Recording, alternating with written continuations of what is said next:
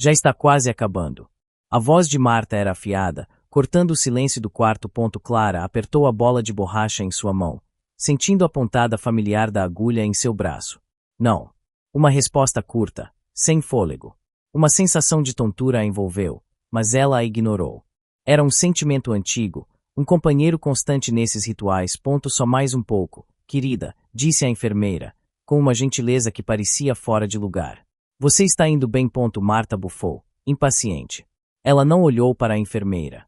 Seus olhos estavam fixos na bolsa de sangue que se enchia lentamente. Como se pudesse apressar o processo com a força do olhar. Sua irmã está esperando.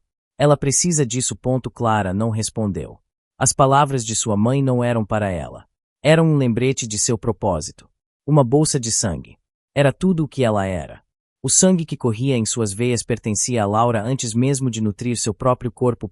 Dói hoje. Clara sussurrou. Mais para si mesma do que para qualquer outra pessoa. Não seja dramática, Clara. A resposta de Marta foi instantânea, fria. Laura sente dor todos os dias. Uma pequena picada não é nada comparado a isso. A porta se abriu e Ricardo. Seu pai entrou. Um sorriso tenso estava em seu rosto.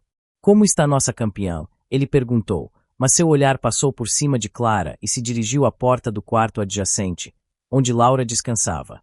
Ele nunca se referia a Clara como campeã. Ele se aproximou de Marta, falando em voz baixa, mas Clara ouviu cada palavra.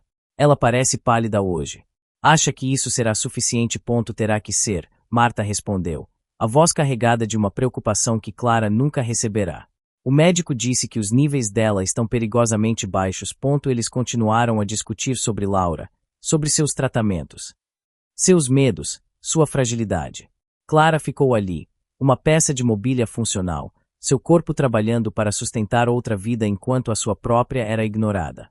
Um nó se formou em sua garganta, um misto de raiva e exaustão. Pronto, a enfermeira anunciou, retirando a agulha com uma eficiência praticada. Ela pressionou um algodão no braço de Clara. Segure firme aqui. E beba bastante líquido. Marta pegou uma caixa de suco da bandeja e a empurrou na direção de Clara, sem fazer contato visual. Seus olhos ainda estavam na bolsa de sangue, agora cheia e pronta para ser levada. Beba isso. Ela ordenou. Precisamos que você esteja forte para a próxima vez. Aquelas últimas palavras ecoaram na mente de Clara. Próxima vez. Sempre haveria uma próxima vez. Um calafrio percorreu sua espinha, que não tinha nada a ver com a perda de sangue. Era o frio da certeza de que sua vida não era sua. E, pela primeira vez, uma pergunta perigosa começou a se formar no fundo de sua mente. Até quando? Eles já chegaram, mãe. Podemos cortar o bolo agora. A voz da pequena Clara de 10 anos estava cheia de uma excitação que mal conseguia conter. Marta mal olhou para ela. O telefone pressionado contra a orelha. Agora não, Clara. Spear. Seu tom era ríspido, distraído. Clara olhou para a mesa da sala de jantar. O bolo de chocolate, seu favorito, estava lá. Balões azuis e prateados flutuavam perto do teto. Seus amigos da escola deveriam chegar a qualquer momento. Mas você disse que às 3 horas, Clara. Silêncio. Houvesse um som abafado do quarto de Laura, no andar de cima, seguido por um murmúrio preocupado de seu pai. O rosto de Marta se contraiu. O quê? A febre voltou, ela disse ao telefone, a voz subitamente tensa. Não. Ele ainda não disse nada. Estamos a caminho. Ela desligou. Ricardo desceu as escadas correndo, o pânico estampado em seu rosto. Era o Dr. Almeida. A contagem de plaquetas dela despencou. Eu sei. Temos que ir. Agora, Marta disse, já pegando sua bolsa. Clara sentiu um frio no estômago.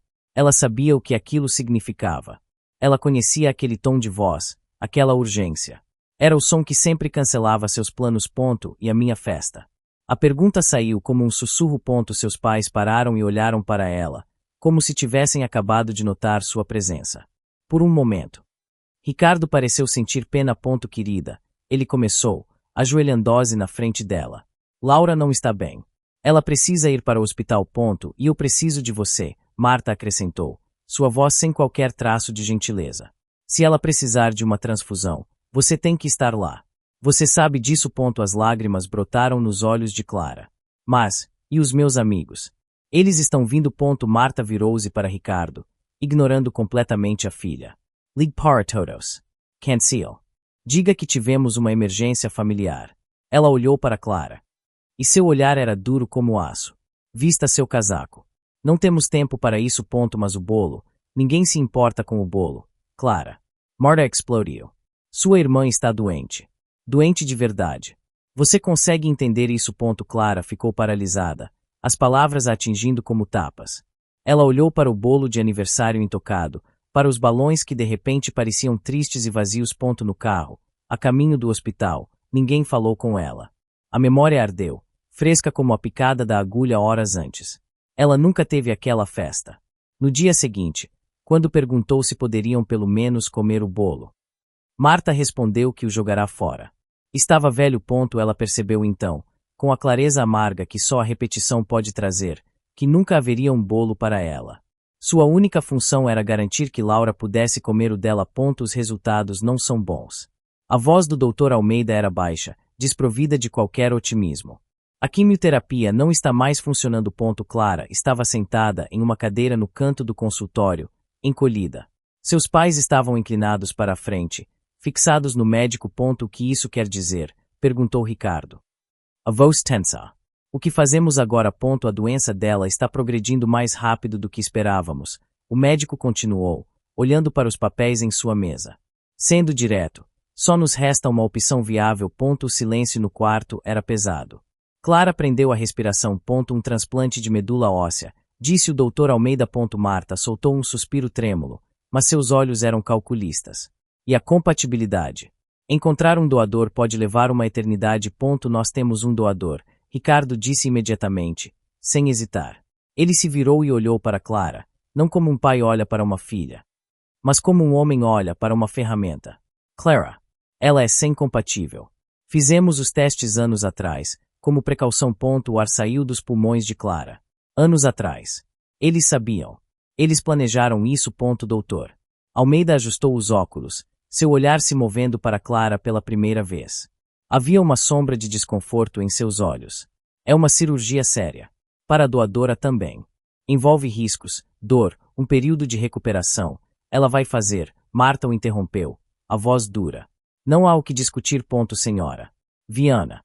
É importante que a Clara entenda o processo e concorde com ele de livre e espontânea vontade. O médico insistiu suavemente. Ele se dirigiu a Clara. Clara, você tem alguma pergunta? Antes que ela pudesse sequer formar uma palavra, seu pai falou. A única pergunta é quando podemos começar. A vida da Laura depende disso. Não há tempo para hesitação. Ela entende o que está em jogo, Marta acrescentou, o tom final. Ela fará o que for preciso por sua irmã. Sempre fez. A conversa continuou, mas Clara não ouvia mais. Os sons se tornaram um zumbido distante.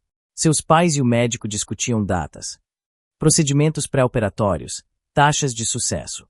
Eles falavam sobre seu corpo como se ele não estivesse ali, no mesmo quarto. Discutiam sobre extrair uma parte vital dela como se estivessem planejando a manutenção de um carro. Uma sentença havia sido proferida naquele consultório. E não era para Laura. Era para ela. Eu tenho medo.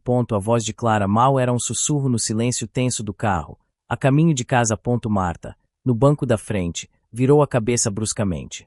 Seu olhar no espelho retrovisor era gélido. Medo de quê? Clara. Medo de salvar a vida da sua irmã. É uma cirurgia de verdade, Clara disse, as palavras saindo com dificuldade. O médico disse que tem riscos. Que vai doer. Dor. Marta riu, um som seco e sem humor. Você quer falar sobre dor? Laura vive com dor. Todos os dias. Ela acorda com dor e vai dormir com dor. E você está preocupada com alguns dias de desconforto. Ricardo, que dirigia, interveio com uma calma calculada. Sua mãe está certa. Querida, o que você vai sentir não é nada comparado ao que sua irmã passa. Precisamos ser fortes por ela agora. Mas e se algo der errado? A pergunta de Clara era frágil. Um último apelo por consideração. Comigo. A máscara de calma de Ricardo se quebrou por um instante. Sua impaciência transpareceu. Nada vai dar errado. Os médicos sabem o que estão fazendo. Não é hora para egoísmo. Clara. Egoísmo. A palavra a atingiu com força. Ter medo é egoísmo. Neste caso. Sim, Marta respondeu, a voz cortante. Quando a vida da sua irmã está em jogo. Pensar em si mesma é a coisa mais egoísta que você pode fazer. Nós te demos tudo. Uma casa, comida, Educação.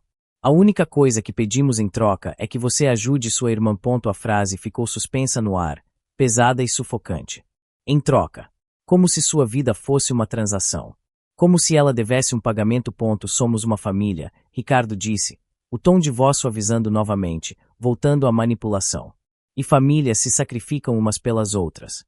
Você é a única esperança dela. É única. Pense no peso disso. Clara olhou pela janela. As casas passando em um borrão. O peso era tudo o que ela sentia.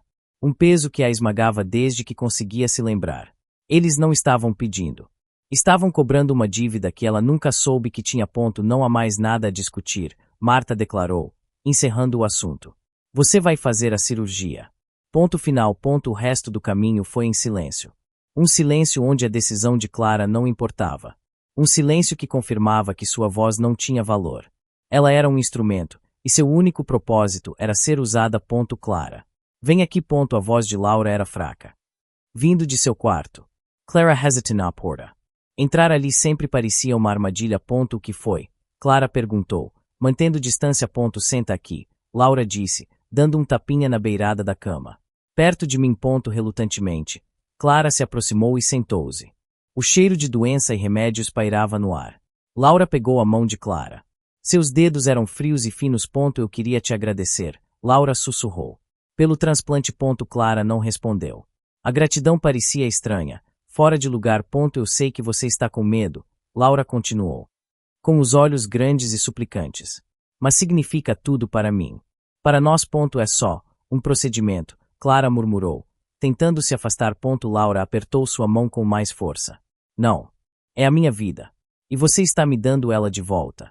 Ela se esticou até a mesinha de cabeceira e pegou uma pequena caixa de veludo. Eu quero que você fique com isto. Ela abriu a caixa.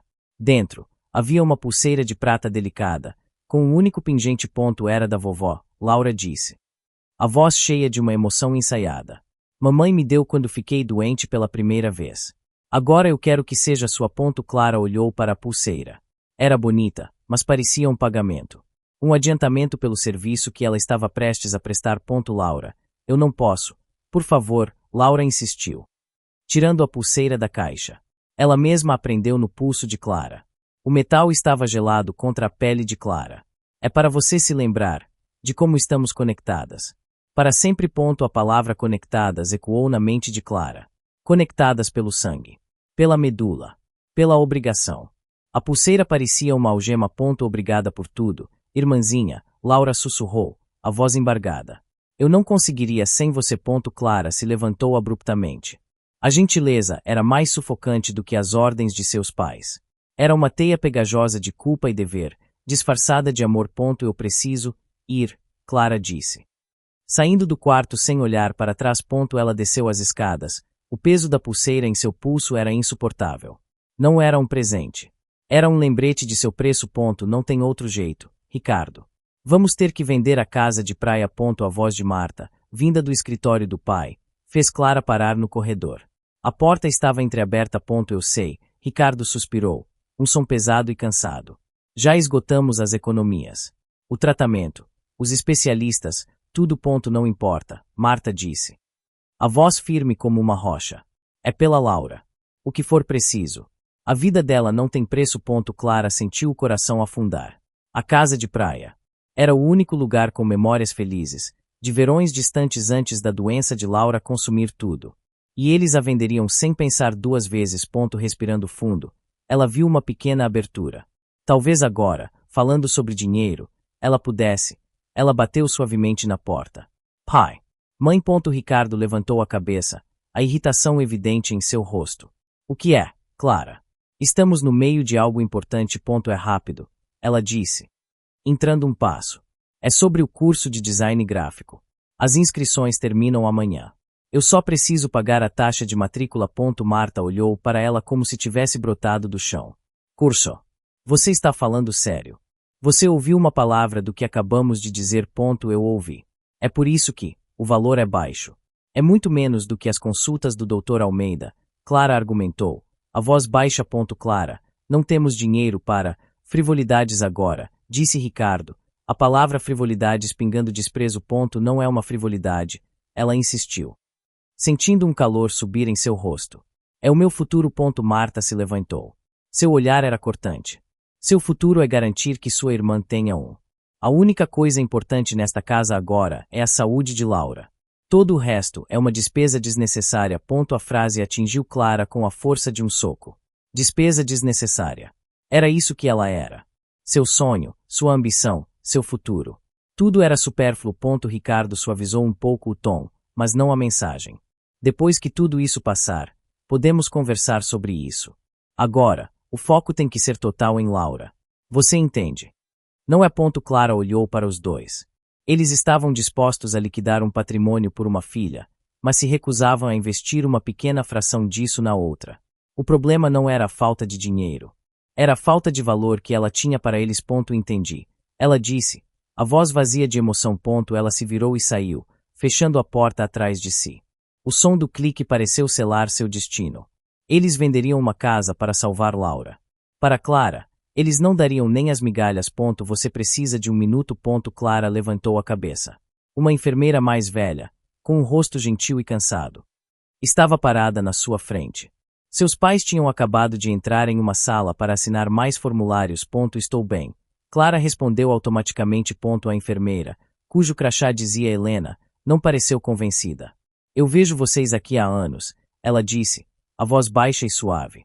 Desde que você era pequena, vindo doar sangue com uma trança no cabelo. Clara não disse nada. A menção de seu passado a fez-se encolher. Eu vejo como seus pais se preocupam com a Laura. É o trabalho deles, Helena continuou, escolhendo as palavras com cuidado. Mas eu nunca vejo ninguém perguntar como você está. De verdade. O olhar de Clara encontrou o da enfermeira. Foi a primeira vez que alguém em um hospital olhou para ela com algo que não fosse expectativa ou pena indireta. Eu vou ficar bem. Clara insistiu, mas sua voz vacilou. Helena deu um passo mais perto, seu tom conspiratório. Olha, eu sei que não é da minha conta. Mas eu sou mãe. E eu vejo coisas. Ela fez uma pausa. O amor deles parece ter uma única direção. As palavras pairaram no ar. Precisas e devastadoras.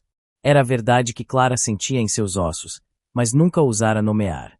Dita em voz alta por uma estranha, soava como uma condenação. Uma lágrima silenciosa escapou do olho de Clara e ela a enxugou rapidamente. Com raiva. Você é uma boa pessoa, querida. Uma boa irmã, Helena disse, a compaixão em sua voz quase insuportável.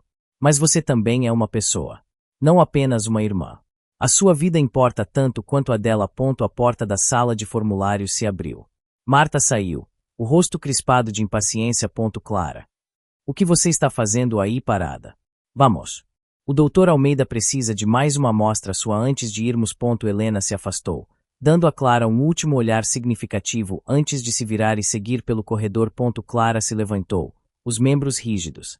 Enquanto seguia sua mãe, a voz da enfermeira ecoava em sua cabeça, repetindo doses sem parar. O amor deles parece ter uma única direção. A semente estava plantada.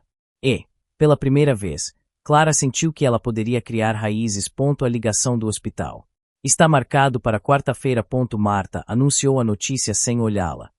Enquanto guardava as compras na cozinha. Quarta. A voz de Clara saiu fraca. Desta semana. Sim, disse Ricardo, entrando na cozinha. Ele pegou uma maçã. É o último exame de compatibilidade. O definitivo. Depois disso, eles agendam a cirurgia. Não há motivo para adiar, Marta acrescentou, fechando a porta da geladeira com um baque. Cada dia que passa é um risco para Laura. A conversa continuou como se Clara fosse uma espectadora. Eles não estavam perguntando, estavam informando. Eu estava pensando, Marta disse para Ricardo. O tom de voz subitamente mais leve. Depois que a Laura se recuperar, no verão, poderíamos levá-la para a casa de praia por algumas semanas. O ar do mar faria bem a ela. É uma ótima ideia, Ricardo concordou, sorrindo. Ela adoraria. Clara sentiu uma pontada de confusão. Mas, vocês disseram que iam vender a casa. Ricardo olhou para ela, a paciência se esgotando. Nós vamos. Mas o comprador só assume em setembro. Teremos o verão inteiro. Não se preocupe com os detalhes, Clara, Marta disse, dispensando-a com um gesto. Apenas se concentre no que você precisa fazer. O ar ficou pesado. Eles estavam planejando a celebração da recuperação de Laura, uma recuperação que dependia do corpo de Clara, mas ela não fazia parte dos planos. Ela era apenas o meio para um fim. Depois do exame de quarta, Clara começou, a voz trêmula. Eu poderia ir até o centro para fazer a inscrição no curso. Marta parou o que estava fazendo e se virou para ela lentamente. Seu rosto era uma máscara de incredulidade. Curso. Você ainda está com essa ideia na cabeça. Você não entendeu a gravidade da situação. É só uma inscrição, mãe. Leva 10 minutos. 10 minutos fora de casa, onde você pode pegar um resfriado, uma gripe, qualquer coisa. Ricardo interveio, o tom paternal falsamente calmo. Clara. Seu único trabalho agora é descansar e se manter saudável. Completamente saudável. Não podemos arriscar nada. Não nos dê mais um problema para resolver. O silêncio que se seguiu foi absoluto. A contagem regressiva havia começado. E as paredes de sua casa pareciam estar se fechando ao seu redor. Eu preciso da minha certidão de nascimento. Clara estava parada na porta do escritório, a decisão tomada.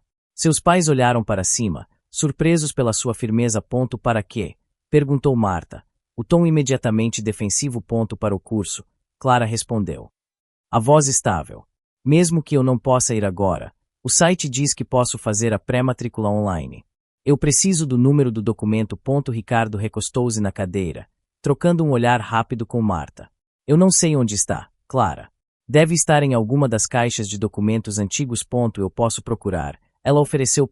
Não, Marta disse, rápido demais. Está tudo uma bagunça. Você não vai achar nada. Uma sensação estranha percorreu Clara. Era uma desculpa fraca. Então vocês podem procurar para mim. Por favor. É importante. Já te dissemos que não é o momento para isso, Ricardo disse. A voz acendeu. Toda a nossa energia está focada na Laura e no transplante. Você pode esperar. É um documento meu. Clara insistiu, um pingo de desafio em sua voz. Eu só preciso do número. O silêncio que se seguiu foi pesado e desconfortável. Seus pais se olharam novamente, e desta vez, Clara viu. Não era apenas irritação. Era pânico. Um pânico mal disfarçado que passou entre eles como uma corrente elétrica. Está no cofre do banco, Marta mentiu. Os olhos desviando dos de Clara. Com as escrituras e outras coisas importantes. Não vamos ao banco esta semana. Vocês nunca mencionaram um cofre, Clara disse, a suspeita crescendo como uma erva daninha. Clara, chega. Ricardo bateu a mão na mesa. O som ecoando na sala silenciosa. O assunto está encerrado. Você está agindo como uma criança mimada.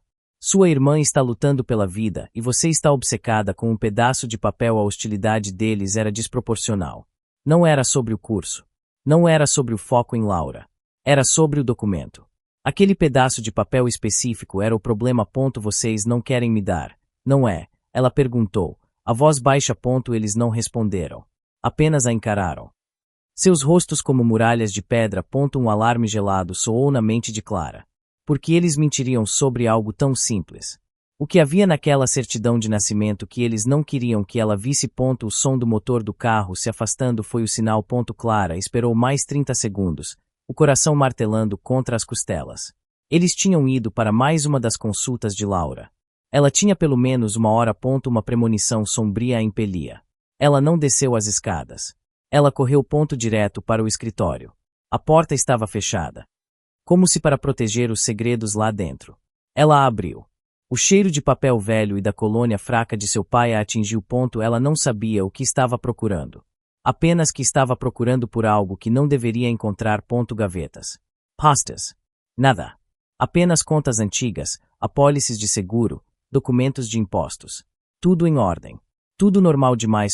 Ela parou no meio da sala, a frustração crescendo. Onde eles esconderiam algo? Não no cofre do banco. Isso era uma mentira óbvia. Tinha que estar ali. Seu olhar caiu sobre um armário de arquivo antigo, de metal cinza. Enfiado em um canto escuro, coberto de poeira. Ela nunca o vira ser aberto. Seu pai usava o armário de madeira mais novo para tudo. Ela puxou a primeira gaveta. Rangiu em protesto. Vazia. A segunda. Manuais de instruções de aparelhos que eles não tinham mais. A terceira.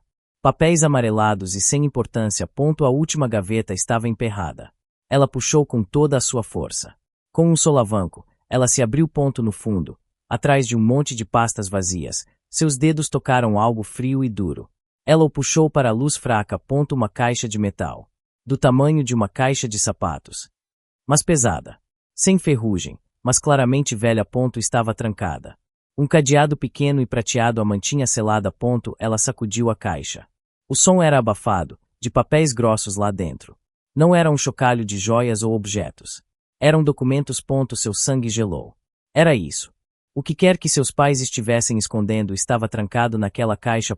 Ela não podia deixá-la ali. Eles saberiam que ela a encontrou. Com o coração martelando tão alto que ela mal conseguia ouvir seus próprios pensamentos. Ela pegou a caixa. Ela a escondeu debaixo do suéter e subiu as escadas. Sem fazer barulho. Em seu quarto, ela a colocou debaixo da cama, empurrando-a para o fundo. Ela olhou para o lugar onde a caixa estava escondida. A resposta estava ali. Ela sentia isso. E faria qualquer coisa para abri-la. O cadeado a encarava. Pequeno, prateado, impenetrável. Clara se ajoelhou no chão de seu quarto, a caixa de metal fria em seu colo. Não havia chave. Ela revirou sua gaveta de bugigangas. Um grampo de cabelo. Ela o enfiou na fechadura. Torcendou inutilmente até que ele entortou. Não funcionou. O pânico começou a borbulhar em seu peito. O tempo estava se esgotando. Ela precisava de algo mais forte. Ela vasculhou sua escrivaninha. Nada. Então ela se lembrou. Um pequeno kit de ferramentas que seu pai lhe dera no Natal, anos atrás. Um presente prático, impessoal. Estava no fundo de seu armário. Ela o encontrou, coberto de poeira. Dentro, uma pequena chave de fenda. Voltando para a caixa, ela enfiou a ponta da chave de fenda na argola do cadeado. Ela torceu com toda a força.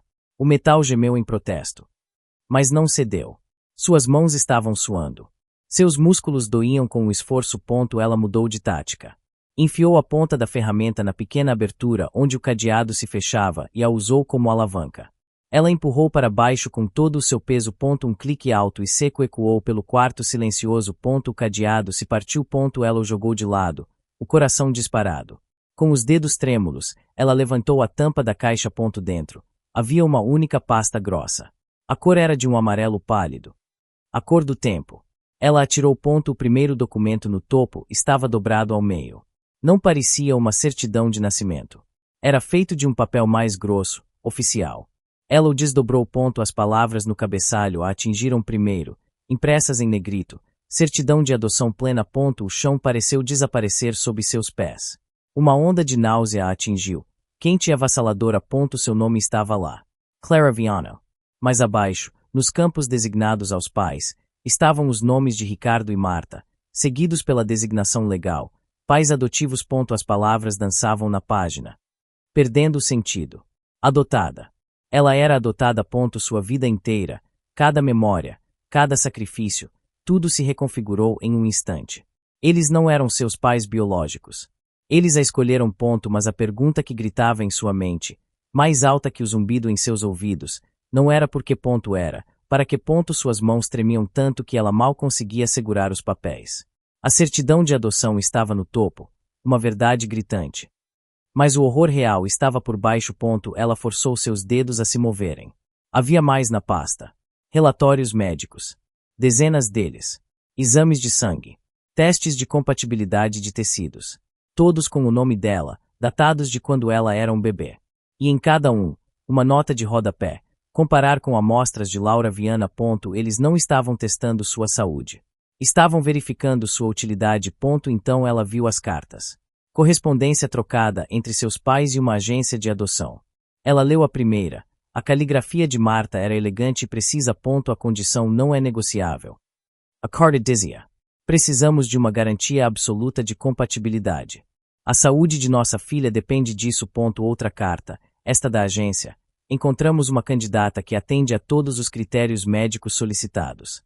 Os testes preliminares indicam uma correspondência quase perfeita. Candidata. Critérios. Correspondência. A linguagem de uma transação comercial, não de uma família sendo formada. Seus olhos correram pelas páginas, cada palavra um novo golpe. E então ela encontrou. O documento final. Um resumo do acordo, assinado por Ricardo e Marta. Um único parágrafo. Destacado por um clipe de papel enferrujado, saltou da página, queimando em sua mente. A criança selecionada possui compatibilidade sanguínea e genética ideal com nossa filha biológica, servindo como potencial doadora de reserva para futuras necessidades médicas. Ela leu a frase de novo. E de novo. As palavras não mudavam. Doadora de reserva. Não era uma filha. Era um estoque. Uma apólice de seguro viva. Cada doação de sangue, cada sacrifício. A expectativa fria para o transplante de medula óssea não era sobre família. Era sobre cumprir sua função. Uma onda de enjoo a fez se curvar. O quarto começou a girar. Ela não foi resgatada, não foi escolhida por amor. Ela foi comprada. Adquirida como uma peça de reposição. Os papéis caíram de seus dedos dormentes, espalhando-se pelo chão. A pulseira de Laura em seu pulso parecia queimar sua pele, uma marca de propriedade. Ela não era uma filha. Ela era uma colheita. Eles a encontraram na sala de estar. Clara estava sentada em uma poltrona. Os papéis espalhados na mesinha de centro na frente dela. O que é tudo isso? Marta perguntou, a voz já carregada de irritação. Clara não se moveu. Ela apenas apontou para os papéis. O que é isto? O olhar de Ricardo caiu sobre a certidão de adoção no topo da pilha. Seu rosto ficou pálido. Marta engasgou. Onde você achou isso? Marta sibilou, dando um passo à frente. Você andou mexendo nas nossas coisas. Respondam à pergunta, Clara disse, a voz surpreendentemente calma, fria. Ricardo levantou a mão para silenciar Marta. Ele a encarou, o olhar duro. Depois de um longo silêncio, ele disse uma única palavra. Sim. A confirmação, tão direta, roubou o ar dos pulmões de Clara. Apesar de ela já saber. Ela pegou outra folha, a carta da agência. Sua mão tremia. Doadora de reserva. Ela leu em voz alta. Foi para isso. Laura estava morrendo. Marta interveio, a voz subindo, desesperada. Ela era um bebê. Os médicos disseram que ela não sobreviveria sem transfusões constantes. Não havia doadores compatíveis. Então vocês foram às compras, Clara disse, a voz vazia. Compraram uma peça de reposição. Não fale assim. Ricardo retrocou, a voz grave. Nós te demos uma vida, uma casa, comida, uma família. Você teve tudo. Eu tive uma função, Clara corrigiu, o gelo em sua voz se espalhando por suas veias. Meio propósito era manter a Laura viva. Era esse o acordo. Não era. O silêncio deles era uma confissão. Nós fizemos o que era preciso para salvar a nossa filha. A frase de Ricardo a atingiu como um golpe físico. A distinção foi deliberada, cruel. Nossa filha. A filha biológica. A única que importava. Clara sentiu algo se quebrar dentro dela. A última e tênue esperança de que houvesse amor, de que fosse um erro, se desfez em pó. E eu, ela sussurrou. A pergunta rasgando sua garganta. Eu não era sua filha. Marta deu um passo à frente, o rosto contorcido, não de remorso, mas de impaciência. Clara, isso não importa agora. A Laura precisa do transplante. É uma questão de vida ou morte. Você não pode nos virar as costas por causa de um detalhe do passado. Um detalhe. Sua vida inteira era um detalhe. Um detalhe. A voz de Clara era um fio de gelo. Ela repetiu a palavra como se fosse um veneno. 20 anos da minha vida. Cada agulha no meu braço. Cada aniversário cancelado. Tudo isso foi um detalhe. Sim. Marta gritou. O rosto vermelho. Um detalhe comparado à vida da sua irmã. O que você quer? Um pedido de desculpas. Pois bem, desculpe. Desculpe por te manter viva e saudável para que você pudesse salvar a pessoa que realmente importa. Agora podemos seguir em frente. A brutalidade das palavras a deixou sem ar. Você não me manteve saudável, Clara respondeu, a voz perigosamente baixa. Você me manteve em estoque. Como um saco de sangue na prateleira. Clara, chega de drama, Ricardo interveio. O tom falsamente razoável. Isso não nos leva a lugar nenhum. O fato é que Laura precisa de nós. De você. Ela precisa de uma parte de mim. Não de mim, Clara disse, levantando-se. A calma que sentia era aterrorizante, até para ela mesma. Vocês nunca me quiseram. Vocês queriam a minha medula óssea. Como você pode ser tão egoísta? Marta explodiu, as lágrimas escorrendo pelo seu rosto, lágrimas de raiva, não de tristeza. Uma monstra ingrata. Laura está naquele quarto, fraca, e você está aqui, fazendo um escândalo sobre sentimentos. Ela vai morrer. Clara, você vai sentar aí e deixar sua irmã morrer por orgulho. Ela não é minha irmã, Clara disse, e as palavras, uma vez ditas, soaram como a verdade mais pura que ela já havia pronunciado. Ela é a filha de vocês. A única que vocês já tiveram. Eu sou apenas a apólice de seguro dela. O rosto de Marta se contorceu em uma máscara de fúria e desespero. Ela avançou, o dedo apontado para Clara como uma arma. Se ela morrer, a culpa será sua, ela gritou. A voz ecoando pela casa. O sangue dela estará em suas mãos para sempre. Você nos deve isso. Nós te demos uma vida. Você nos deve a vida dela em troca. Ricardo tentou segurar o braço de Marta. Marta, já chega. Isso não está ajudando. Mas o dano estava feito. O coração de Clara não se partiu com dor. Ele se partiu com um estalo seco e limpo, como gelo se quebrando. O lugar onde o amor e a esperança costumavam viver ficou vazio. Oco. Ela olhou para os dois rostos distorcidos na sua frente. E não sentiu nada. Nem raiva. Nem tristeza. Apenas um vazio vasto e silencioso.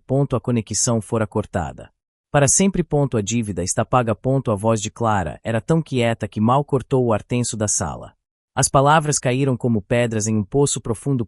Marta a encarou, o peito arfando. Pega. Você não pagou nada. Você não fez o transplante. Eu paguei com o meu sangue por 20 anos, Clara respondeu, o olhar vazio passando por cima deles, como se eles já fossem fantasmas. Com a minha infância. Com o meu futuro. Ela se virou e caminhou em direção ao corredor. Seus movimentos eram lentos. Deliberados. Onde você pensa que vai? Ricardo gritou, o pânico finalmente quebrando sua fachada de controle. A conversa não acabou. Para mim, acabou. Clara disse por cima do ombro, sem parar de andar. Você não pode sair. Marta correu atrás dela, tentando agarrar seu braço. Clara se esquivou do toque como se fosse fogo. Nós te proibimos de sair desta casa. Clara parou na porta da frente, a mão na maçaneta. Ela se virou para encará-los uma última vez. O caos, os gritos. As súplicas, nada disso a alcançava mais. Uma clareza gelada havia se instalado em sua alma. O amor que ela sempre buscou nunca existiu. A família que ela achava que tinha era uma mentira. O exame é amanhã, Ricardo disse, a voz grave, uma última tentativa de impor sua autoridade. Você vai estar lá. Não era uma pergunta. Era uma ordem. Clara olhou diretamente nos olhos dele. O homem que ela chamou de pai. E em sua expressão, ela não viu nada além de um estranho desesperado. Ela pronunciou a única palavra que lhe restava. A única palavra que importava. Não. A palavra, dita sem raiva. Sem paixão, apenas com uma finalidade absoluta, pairou no ar. Marta engasgou. O que? O que você disse? Você não tem o direito de dizer não. Ricardo rosnou. Mas Clara já estava se virando. Ela abriu a porta. A luz do dia a atingiu, brilhante e estranha. Clara, volte aqui. A voz de Marta era um guincho de pânico. Você vai se arrepender disso. Você está matando a sua irmã. Ela não olhou para trás. Ela deu um passo para fora. E outro. Ela fechou a porta atrás de si. O som do clique foi definitivo, final. Deixou os gritos e as acusações para trás. Trancados na casa que nunca fora seu lar. Alô. Helena. A voz de Clara era um sussurro rouco ao telefone público. Ela só tinha algumas moedas. Clara. O que aconteceu? Onde você está? A voz da enfermeira era quente, cheia de uma preocupação que Clara não ouvia há anos. Eu saí de casa. Clara disse, as palavras saindo em uma golfada de ar. Eu descobri tudo. Eu não tenho para onde ir. Fique onde está. É o café perto do hospital. Fique aí. Estou saindo agora. A linha ficou muda. 20 minutos depois. Helena a encontrou encolhida em uma mesa no canto.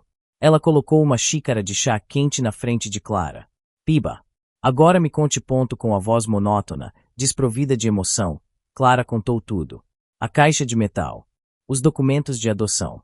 A phrase. Doadora de reserva. O confronto. Helena ouviu em silêncio, o rosto se transformando de choque para uma fúria fria. Quando Clara terminou, Helena estendeu a mão e cobriu a de Clara. Isso não é apenas errado, Clara. É monstruoso, ela disse. A voz spikes e feroz. O que eles fizeram com você é desumano.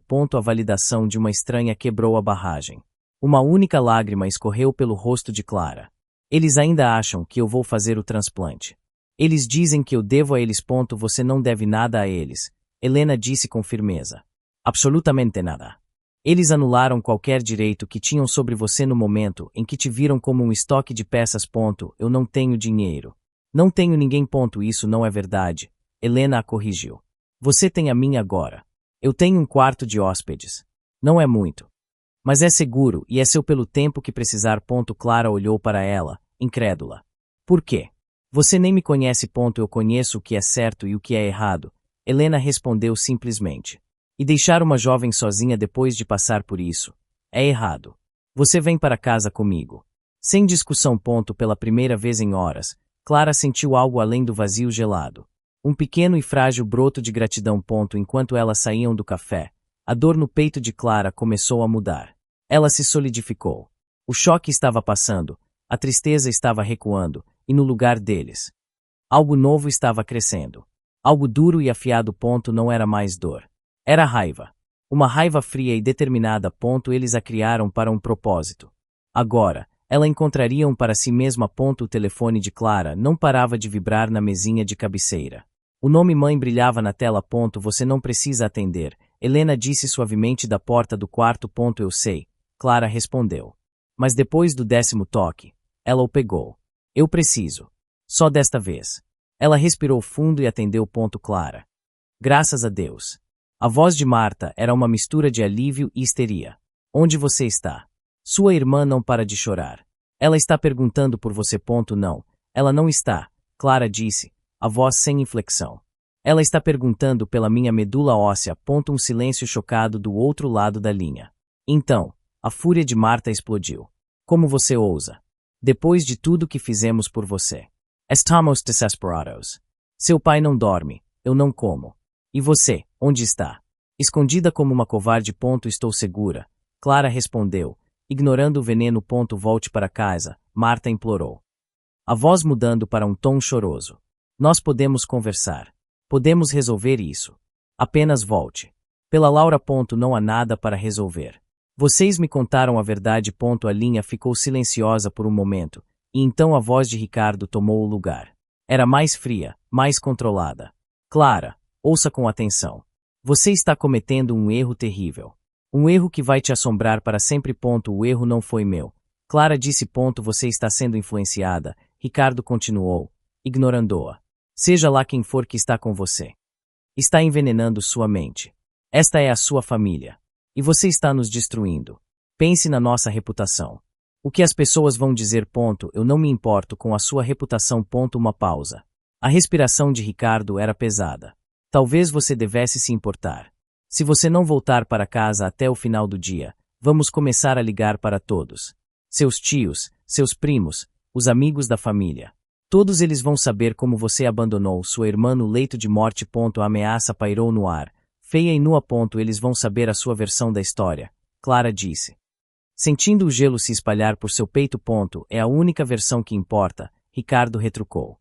A de uma filha ingrata que nos apunhalou pelas costas. Boa sorte construindo uma vida com essa mancha em seu nome. Clara não disse mais nada. Ela desligou o telefone. Ela o colocou de volta na mesa, o plástico parecendo sujo em sua mão. O ataque havia começado. Não com violência, mas com palavras. Uma guerra para envenenar a todos contra ela. Eles não vão parar, ela disse para Helena, a voz vazia. Não, Helena concordou. O rosto sombrio. Eles não vão. Clara. É a tia Lúcia. Sua mãe me ligou. Estou chocada. A voz da tia no telefone era fria, desapontada.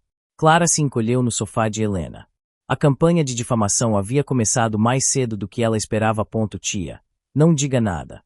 Eu não consigo acreditar na sua ingratidão. Sua mãe está arrasada. Seu pai não sabe o que fazer. E a Laura? Coitada da Laura. Você não sabe a história toda, Clara disse. A voz fraca. Eu sei que sua irmã precisa de você e você a abandonou, Lúcia retrucou. A voz faira. Eles me disseram que você fugiu. Que se recusou a ajudar a Laura por pirraça. O que aconteceu com você, Clara? Onde está seu coração? Eles mentiram para você. Eles mentiram para minha vida inteira. Mentiras. A única mentira aqui é a desculpa que você está usando para justificar esse seu ato monstruoso. Pense na imagem da sua família. No que as pessoas vão pensar de nós. A linha ficou muda. Clara tinha desligado. Ela olhou para o telefone. O corpo tremendo de uma raiva impotente. Helena se aproximou e sentou-se ao seu lado. Eu ouvi. Sinto muito. Ela não perguntou se eu estava bem. Clara sussurrou, a ficha caindo lentamente. Ela não se importou com o meu lado da história. Ela se importou com a imagem da família. As palavras de Ricardo ecoaram em sua mente. Pense na nossa reputação. Ela se levantou e começou a andar pela sala. É isso. É sempre sobre isso. O que os vizinhos vão pensar? O que os sócios do clube vão dizer? Ela parou. Os olhos se arregalando com uma súbita e terrível clareza. Meu pai. Ricardo. Ele é um empresário. Ele construiu toda a sua carreira com essa imagem de pai de família dedicado. Ele patrocina eventos de caridade. Ele dá entrevistas para o jornal local sobre valores familiares. Helena a observava, entendendo aonde ela queria chegar. Eles acham que a reputação é a arma deles contra mim, Clara disse, a voz ganhando força. Eles vão me pintar como a vilã para se protegerem. Mas, e se não for? E se for o contrário? Ela se virou para Helena. Os olhos queimando com uma nova determinação. A reputação não é o escudo deles. É o ponto fraco. É a única coisa que eles valorizam mais do que a Laura. Uma ideia, perigosa e poderosa, começou a tomar forma. Eles a haviam ameaçado com a verdade deles. Mas ela tinha uma arma muito mais potente. A reputação deles, Clara disse, quase para si mesma, é construída sobre a maior mentira de todas. Ela tinha a verdade. E a verdade podia queimar tudo até o chão. O que é isso? Helena perguntou, observando Clara debruçada sobre o laptop. O brilho da tela iluminando seu rosto concentrado. É outra mensagem. Do Ricardo, Clara disse sem desviar o olhar. Ameaças. Dizendo que se eu não aparecer para o exame amanhã, ele vai garantir que todos nesta cidade saibam o tipo de monstro que eu sou. Ele não faria isso. Ele faria. Clara respondeu. A voz sem emoção. Ela tirou uma captura de tela da mensagem e a salvou em uma pasta no computador. Estou salvando tudo. Cada ligação perdida. Cada e-mail. Cada mensagem de texto. Ela abriu outra janela. Eram fotos dos documentos de adoção que ela tirou com o celular antes de sair de casa. A qualidade não era perfeita, mas as palavras eram legíveis. Doadora de reserva. Helena se aproximou e olhou para a tela. Ler isso é como ler um contrato de compra. Porque foi isso que foi, Clara disse. Arrastando os arquivos para a mesma pasta segura. Uma transação. Ela trabalhou em silêncio por quase uma hora, organizando metodicamente 20 anos de sua vida em arquivos digitais. Cada prova da mentira deles, cada peça da verdade dela. Era uma tarefa fria, clínica. Quando terminou de organizar os arquivos, ela abriu um documento de texto em branco. O cursor piscava na página vazia. E agora? Helena perguntou suavemente. Agora eu escrevo a minha parte. Clara disse.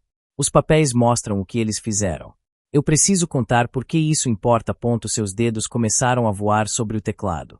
Ela não escreveu com raiva ou tristeza. Ela escreveu com uma clareza cortante. Meu nome é Clara. Por 20 anos, eu acreditei que era uma filha. Eu estava errada. Eu era um remédio. Ela escreveu sobre a festa de aniversário de 10 anos. Sobre a forma como a palavra egoísta foi usada contra ela sempre que sentia dor. Sobre a pulseira de Laura, que ainda estava em seu pulso, fria como uma algema. Sobre a recusa deles em pagar por seu curso. Uma despesa desnecessária. Ela não estava escrevendo um diário. Estava redigindo uma declaração. Um testemunho. Quando finalmente parou, horas depois, o sol estava se pondo. O documento tinha várias páginas.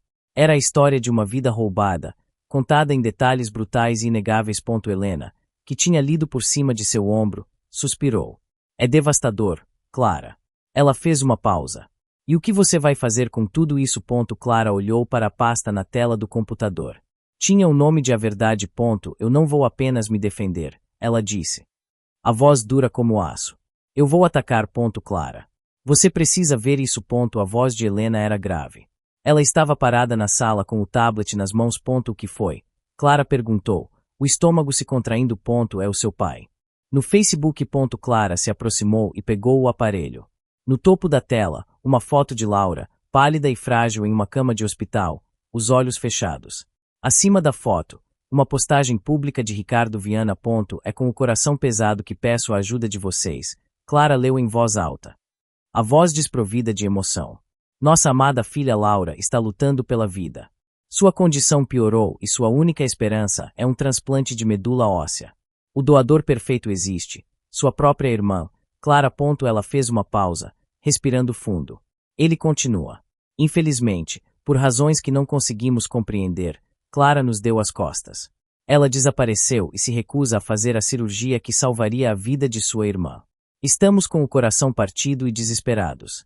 Por favor, resem por nossa Laura. E se puderem ajudar com os custos médicos crescentes, criamos uma campanha de arrecadação ponto abaixo.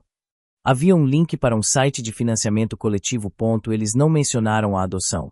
Helena disse, a voz cheia de raiva contida. Claro que não, Clara respondeu. Rolando a tela para baixo. Não se encaixaria na história deles. A seção de comentários era uma avalanche de ódio direcionado a ela. Centenas deles. Que tipo de monstro faz isso com a própria irmã? Rezando pela Laura e por seus pais maravilhosos. Mantenham-se fortes. Essa Clara é um demônio. Espero que ela nunca mais consiga dormir em paz. Alguém precisa encontrar essa garota e forçá-la a fazer a coisa certa. Os comentários continuavam, cada um mais cruel que o outro.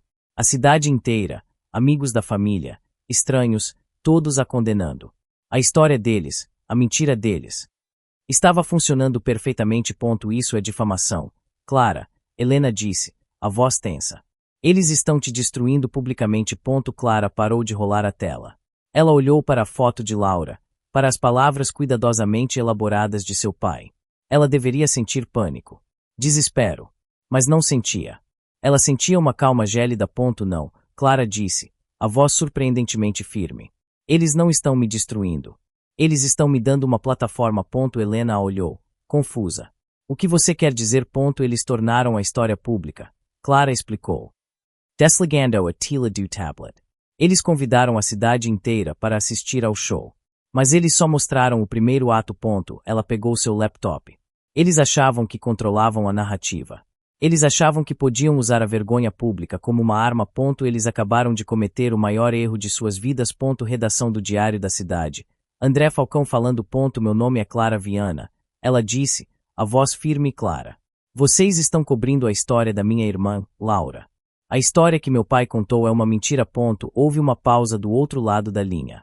Senhorita Viano. Recebemos dezenas de ligações sobre o seu caso. A maioria não é a seu favor. Por que eu deveria acreditar em você? A voz do jornalista era cética, cansada. Porque eu tenho os documentos de adoção, Clara disse, sem rodeios. E a correspondência que me descreve como doadora de reserva. O silêncio do outro lado foi mais longo desta vez. O que? Eu fui adotada com o único propósito de servir como uma fonte de sangue e medula para a filha biológica deles. Clara continuou, a voz fria. E eu tenho as provas. Posso te enviar uma foto agora mesmo. Envie, ele disse. O tom mudando de ceticismo para um interesse aguçado. Enquanto ele estava ao telefone, ela enviou a imagem do documento com a frase incriminadora. Ela ouviu um assobio baixo do outro lado. Isso muda tudo, André Falcão disse. Isso não é uma disputa familiar. Isso é uma história. Eles me destruíram publicamente para me forçar a cooperar. Clara explicou. Agora eu vou usar essa atenção pública contra eles. Eu preciso da sua ajuda. O que você tem em mente? Eu vou ligar para eles. Vou fingir que cedi à pressão. Vou concordar em encontrá-los para conversar. Em um lugar público. E você estará lá, gravando tudo. É arriscado. Eles podem não confessar nada. Eles vão. Clara disse com uma certeza assustadora. Eles são arrogantes. Eles acham que venceram. Eles vão dizer qualquer coisa para conseguir o que querem. E eu vou garantir que eles digam. Depois de acertar os detalhes. Clara desligou e respirou fundo. Ela discou o número de seu pai. Alô. A voz de Ricardo era ríspida. Pai. Sou eu. Clara. Ela forçou a voz a tremer, a soar quebrada. Clara. Onde você está? Você viu o que está acontecendo? Eu vi. Ela soluçou. Uma performance digna de um prêmio. As mensagens, as pessoas me odiando, eu não aguento mais. Vocês venceram. Eu só quero que isso pare. Um suspiro de alívio e triunfo do outro lado. Eu sabia que você cairia em si. Onde você está? Vamos te buscar. Não, ela disse. Soando assustada. Não em casa. Em um lugar público. Onde eu me sinta segura. O restaurante La Fenestra. Amanhã ao meio-dia. Só para conversar. Houve uma pausa. Ricardo estava considerando. Tudo bem, ele disse finalmente, a voz cheia de uma autoridade presunçosa. Estaremos lá. E depois, iremos direto para o hospital. Ok. Ela sussurrou. Ela desligou o telefone. A máscara de medo e desespero caiu de seu rosto. substituída por uma expressão de determinação gelada. A armadilha estava montada. Você está sozinha. Clara levantou a cabeça. André Falcão estava parado ao lado de sua mesa. Ele parecia um cliente qualquer. Sim, ela respondeu, a voz baixa. Ele está na mesa do canto, perto da janela. O gravador está funcionando. Sempre está. Ele disse com um meio sorriso. Apenas me dê o sinal. Ele se afastou e sentou-se, abrindo um jornal. Minutos depois, eles chegaram. Ricardo na frente, empurrando a cadeira de rodas de Laura. Marta vinha logo atrás. O rosto uma máscara de exaustão e ressentimento. Você está aqui. Bom, Ricardo disse, sem rodeios. Ele manobrou a cadeira de rodas para um lado da mesa. Você tem ideia do que nos fez passar? Marta sibilou, sentando-se. Laura mal dormiu. Olhe para ela. Olhe o que você fez com ela. Laura parecia minúscula na cadeira, pálida e frágil. Ela levantou a cabeça lentamente. Clara, por favor, ela sussurrou a voz fraca. Só, vamos acabar com isso. Era uma performance perfeitamente orquestrada de culpa e sofrimento. Clara sentiu uma náusea fria. Mas seu rosto permaneceu impassível. Eu pedi para conversarmos, Clara disse. A voz calma. Não há nada para conversar, Ricardo a cortou, impaciente. Você fez sua cena, nos humilhou publicamente, e agora acabou. Depois de comermos, vamos direto para o hospital. Ele já agendou tudo, Marta acrescentou, um brilho de triunfo em seus olhos cansados. Os médicos estão de prontidão. Você só precisa assinar os papéis de consentimento. Eles não estavam ali para negociar. Estavam ali para recolher o que consideravam sua propriedade. A gentileza, as súplicas. Tudo tinha sido uma farsa para atraí-la de volta. Vocês realmente acham que é tão simples? Clara perguntou, o tom perigosamente suave. Que depois de tudo, eu simplesmente assinaria um papel. Você não tem escolha, Ricardo disse, a voz baixa e ameaçadora. Você viu os comentários. A cidade inteira te odeia. Sua vida aqui acabou, a menos que você faça a coisa certa. Nós te demos uma saída. Aceite. Clara olhou de Ricardo para Marta, e depois para a figura frágil de Laura. 20 anos de sua vida. Resumidos a uma transação final naquela mesa de restaurante. Ela deu um leve aceno de cabeça na direção do jornalista. Um movimento quase imperceptível. André dobrou seu jornal. Antes de irmos para qualquer lugar, Clara disse, a voz subitamente clara e forte, ecoando no silêncio tenso. Há algo que vocês precisam ver. Ela abriu a bolsa e tirou uma pasta. A mesma pasta amarela da caixa de metal. Vocês se esqueceram disto. Clara empurrou a pasta sobre a mesa. O som do papel deslizando sobre a toalha de linho foi o único ruído. Ricardo e Marta a encararam. Confusos. Ela abriu a pasta e tirou uma folha. Uma cópia da certidão de adoção. Ela a colocou na frente de Ricardo. Vamos começar com isto, ela disse. A voz uniforme. Ricardo olhou para o papel, o rosto perdendo a cor. O que você está tentando provar? Clara. A verdade, ela respondeu, tirando outra folha. A carta da agência. Ela a colocou na frente de Marta. Aqui está o meu verdadeiro propósito. Doadora de reserva. Marta ofegou, empurrando o papel para longe como se ele queimasse. Pare com isso. Não na frente da Laura. Por quê? Ela não sabe, Clara perguntou. O olhar frio se movendo para a figura na cadeira de rodas. Que a vida dela foi construída sobre a minha escravidão. Escravidão. Você teve uma vida privilegiada, Ricardo rosnou, a voz baixa e furiosa. Nós te demos tudo. Vocês me deram o mínimo necessário para manter seu investimento vivo. Clara retrucou. Cada palavra um golpe. Lembram da minha festa de 10 anos. Cancelada por uma transfusão. Lembram do meu curso. Uma despesa desnecessária. Lembram do que você me disse ontem, mãe? Que eu devia a vida da Laura em troca da vida que vocês me deram. Ela se inclinou para a frente. A voz baixando para um sussurro que cortava mais do que qualquer grito. Não era uma vida. Era um contrato de aluguel. E o meu corpo era o imóvel. Você é uma ingrata, uma víbora, Marta chorou. As lágrimas agora reais, mas de fúria e humilhação. Estamos tentando salvar a sua irmã. E você está nos torturando. Ela não é minha irmã, Clara disse, a finalidade em sua voz silenciando a mesa. Ela é a razão pela qual vocês me compraram. Nós não te compramos. Ricardo bateu o punho na mesa, fazendo os talheres saltarem. Nós te salvamos. Você estaria em um orfanato. Pelo menos lá eu não teria sido criada para o abate. Clara respondeu. Laura começou a chorar, um som fraco e patético. Clara, por favor, você está me matando. Clara a ignorou. Ela olhou para os dois adultos na sua frente. Os arquitetos de sua dor. Pensa no que você está fazendo. Clara, Ricardo disse, o tom mudando para uma ameaça velada. Ninguém vai acreditar em você. Todos veem o que nós vemos. Uma filha cruel que está deixando a irmã morrer. É aí que você se engana, Clara disse. Olhando por um segundo por cima do ombro dele, na direção de André Falcão. Porque todo mundo está ouvindo. O que você quer dizer com isso? Ricardo perguntou, mas um suor frio brotou em sua testa. Seus olhos correram pelo restaurante. Quem está ouvindo? Marta exigiu. A voz um guincho.